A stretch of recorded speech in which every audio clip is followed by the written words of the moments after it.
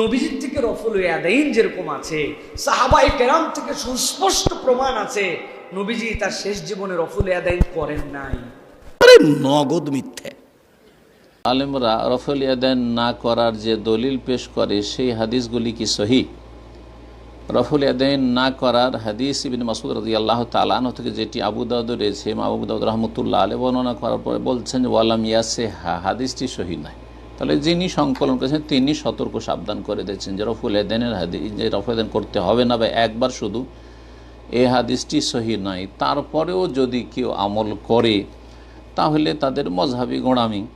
পক্ষান্তরে শত শত হাদিস রয়েছে রফুল ইয়াদাইনের, যে রাসূলুল্লাহ সাল্লাল্লাহু আলাইহি ওয়াসাল্লাম 4 জায়গায় সলাতে রফুল ইয়াদাইন করেছেন। তাকবীরে তাহরিমার সময়, রুকুতে যাওয়ার সময়, রুকু থেকে ওঠার সময়, আর 2 তাশাহুদ বিশিষ্ট সলাতে প্রথম তাশাহুদ থেকে ওঠার সময়। সুতরাং এগুলি হচ্ছে সুন্নাত, বরং সুন্নাতে মুতাওয়াতিরা, এর উপর আমল করেন। বড় বড় হানাফি মুহাদ্দিসরা এটাকে মেনেছেন।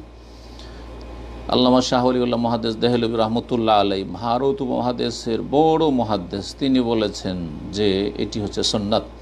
যারা রফা ইয়াদাইন করে তারা বেশি প্রিয় আমার কাছে, জি তিনি বলেছেন। সুতরাং আল্লাহর ওয়াস্তে গোঁড়ামিটা বাদ দেন। এক কথায় রফা ইয়াদাইন করা, 2 হাত উত্তোলন করা, এটি সুন্নাত, ফরজ ওয়াজিব নয়।